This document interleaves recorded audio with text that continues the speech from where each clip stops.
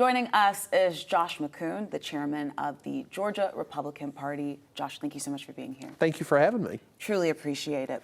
I want to start this conversation off with some news that came out recently. Lieutenant Governor Burt Jones throwing his hat in the race for the governor of Georgia. You and Lieutenant Governor Burt Jones, you guys have worked closely together. I want to ask you, do you think he's the best man for this job?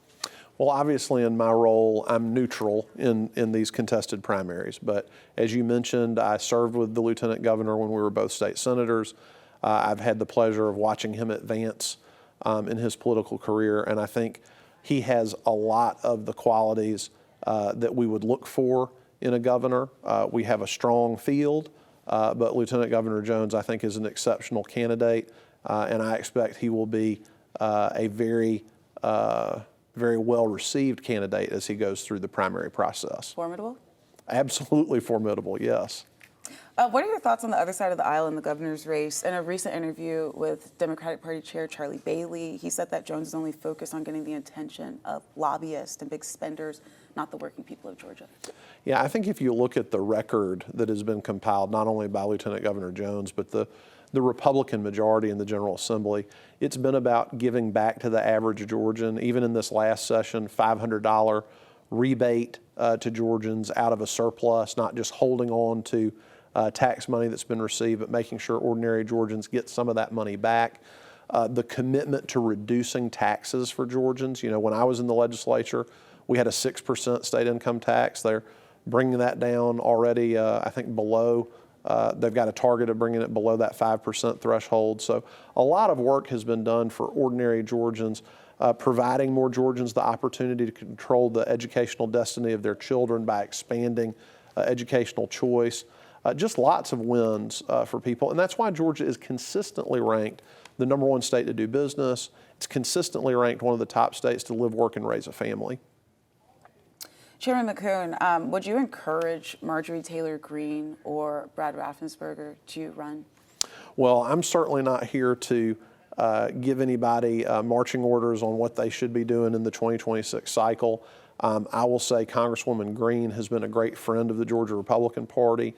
I think she's compiled an extraordinary record in Congress, and I know she's doing a fabulous job there. But I'm not, again, in this role, I'm not here to advise anybody on their political future. What I am here to do is to make sure when we get finished with our process and we have our nominees, that we do everything we can to help them get over the finish line in that general election. And what does that look like? You know, I feel good about our general election prospects. We had a great election in November here in Georgia. Of course, we have an election coming up this November for Public Service Commission that we're very focused on. But Georgia remains a center-right state. And when we stay united as Republicans and get our voters out, as we proved in November with President Trump, we can win, and we can win with a significant margin, a margin that's outside the recount or litigation kind of stage. So I feel like if we stay united and get behind our candidates, that we're going to have an excellent cycle both this November coming up and in 2026. Well, we will certainly see. It seems like 2026 is so far away, but we talk about it every week on our show, and people raising a lot of money. I want to shift the gears here to talk about the recent act that just passed, the One Big Beautiful Bill Act out of Washington. President Trump signing it on July 4th, his signature piece of legislation for his second term so far. In your opinion, what's the top benefit of this bill for people in Georgia? Well, I think tax relief has got to be #1. If the tax cuts that were passed during President Trump's first term were not extended, we were looking at the greatest tax increase in American history. And so there are a lot of great aspects of this bill, but that definitely is #1 in terms of spurring economic development, growing our economy, is having competitive tax rates. So I think that's critically important. If you look at some of the other tax benefits, the elimination of tax on a significant amount of tip income, the elimination of tax on Social Security benefits, the elimination of tax on overtime, those are all really important benefits that are accruing, again, referencing a question you asked earlier, to the average American. And Georgians are going to feel that as we go through the next tax year. And I spoke with Congressman Buddy Carter just a couple of hours after that second House vote took place before it went to President Trump's desk. He quoted a report from the House Ways and Means Committee that shows an average family in Georgia will save just over $1,500 in taxes each year with this plan. And he also said that that was the biggest benefit for Georgians, what I said. Some people argue that the tax savings balanced against cuts to Medicaid and food support programs like SNAP leaves lower income families worse overall. What's your response to that? Well, what's really happened with some of these programs is that the eligibility has been cast beyond what was originally intended. And what Congress is really doing with this legislation is making sure that the most vulnerable people are able to receive these benefits. When we talk about Medicaid as an example, it's a limited number of resources that are available. If you stretch that safety net too thin, people start falling out of it anyway. You have providers that won't take it, you have hospitals that won't take it. So we need to make sure that Medicaid is there for that most vulnerable population, people that can't work, people that are really caught up in a cycle of poverty that need that assistance when they require critical medical care. And that's what I believe these provisions in the bill will accomplish. And just to clarify, you said that if you have too much Medicaid, too many people that are qualified for it, people will stop taking it? Is that what you're saying? What I'm saying is the more people you put on Medicaid, it's a fixed amount of money that's available, right? So if you are now paying 60% of the cost of care or 50% of the cost of care, eventually you get to a percentage where providers are going to say, I can't afford to bring people in on Medicaid. So what you want is a sustainable program that takes care of the people it was intended to help. And, you know, we had Democrats voting against measures in the bill to make sure, for example, that illegal aliens are not allowed to benefit from Medicaid. Medicaid was never intended to benefit those that aren't even here on some sort of legal status. So these are very reasonable changes, and the tax provisions, again, are going to generate a lot of prosperity. They're going to create jobs, they're going to create wealth in this economy, but they're also going to give a break to people that are living paycheck to paycheck. So there's a lot in there for the average American. On the topic of Medicaid, we know that this was a huge issue for many Democrats up in Washington and here in the state. I want to ask you about a study commissioned by the American Hospital Association when we're talking about our rural hospitals. It says more than 17,000 people living in rural communities in Georgia would lose Medicaid coverage with this bill over the next 10 years, as well as $540 million in cuts to that federal Medicaid spending, money that you already said is limited. So now you're looking at $540 million less than that. We know that this tax bill, the bill that passed, it delivers campaign promises like we just talked about, especially tax cuts, increased funding. But the president said that there would be no cuts to Medicaid. Is he going against a campaign promise here? So again, I think when we talk about the population that Medicaid was designed to care for, that those individuals are continuing to be covered, and it's going to be sustainable for the future. One of the things about the numbers... And I just wanted, the 17,000 people predicted by this study that will be cut, your words are they shouldn't have been on it in the first place. I'm saying that there are a lot of people who have been made eligible over the years that were never intended to be made eligible when the program started.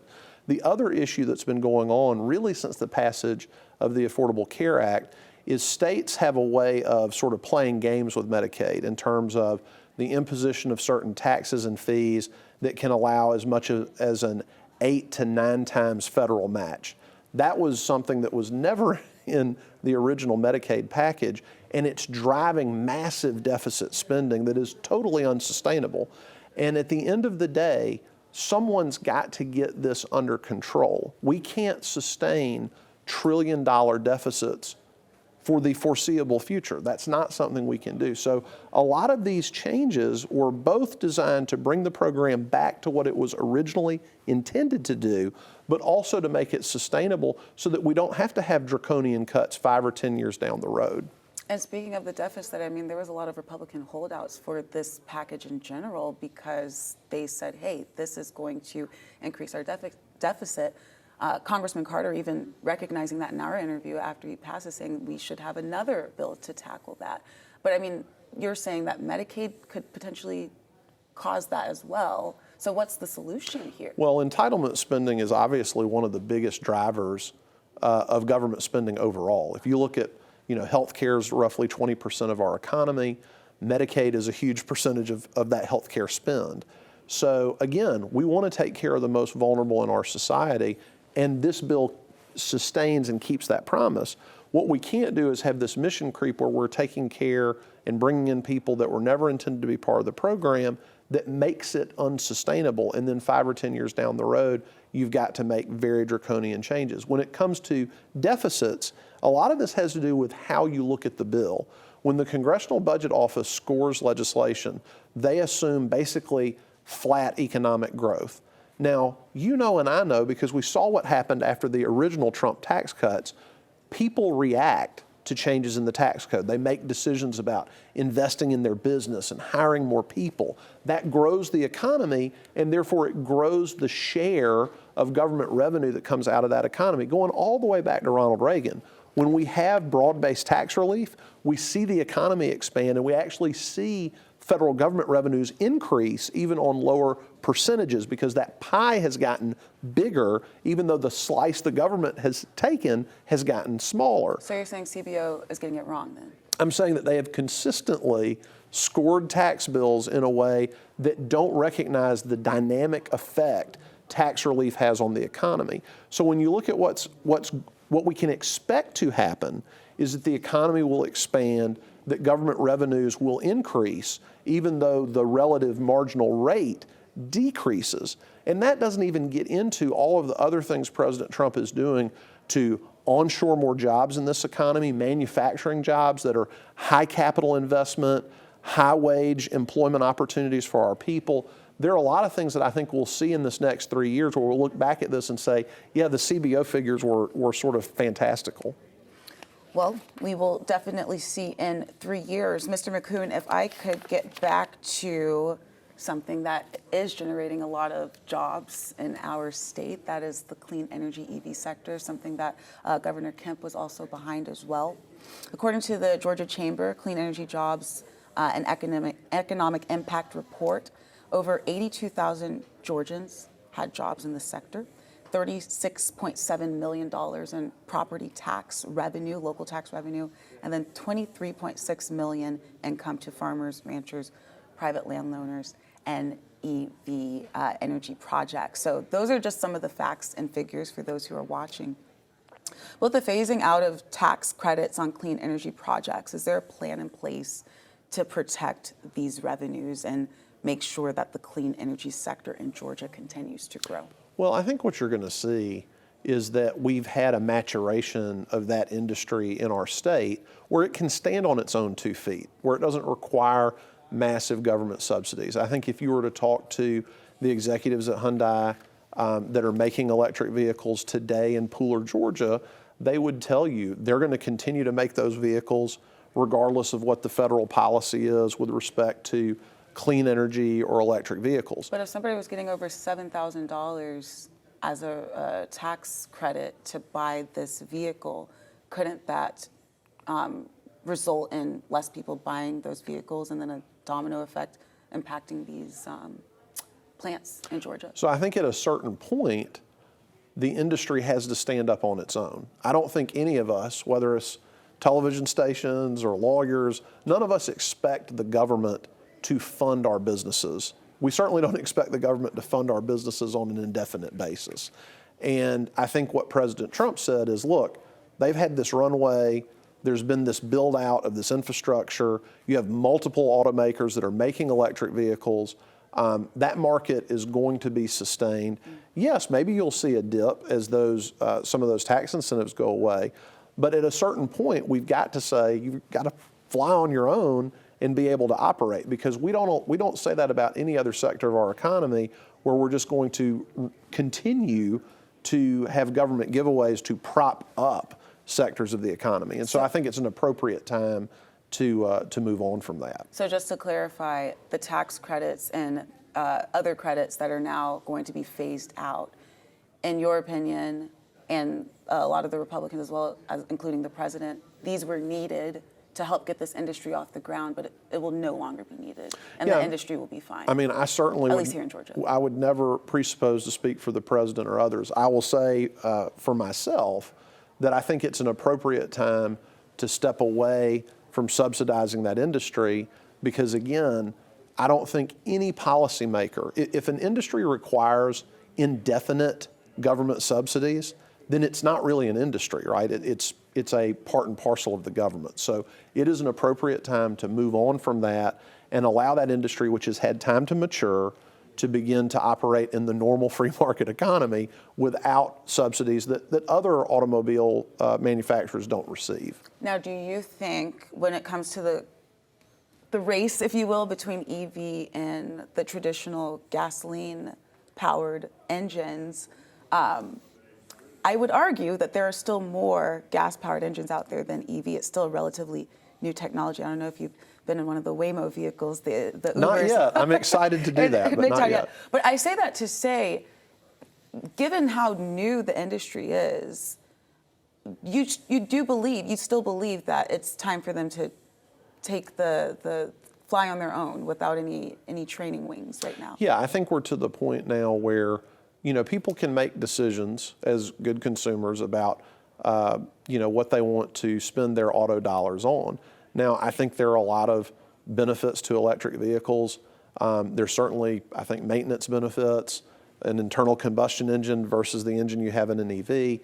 And I think consumers over time are going to make their decisions on that basis. But I think we've got to trust in a free market economy the consumer to make those decisions. And at a certain point, again, going back to our conversation about the deficit, we can't afford to indefinitely subsidize sectors of our economy. We just can't do it. All right. Well, Chairman McKoon, there's so much to get through this big, beautiful bill. I think that we are all still kind of reading the over 800 pages in it. So we will certainly check back in with you. Thank you so much for coming to the studio. We appreciate your time. Thank you for having me.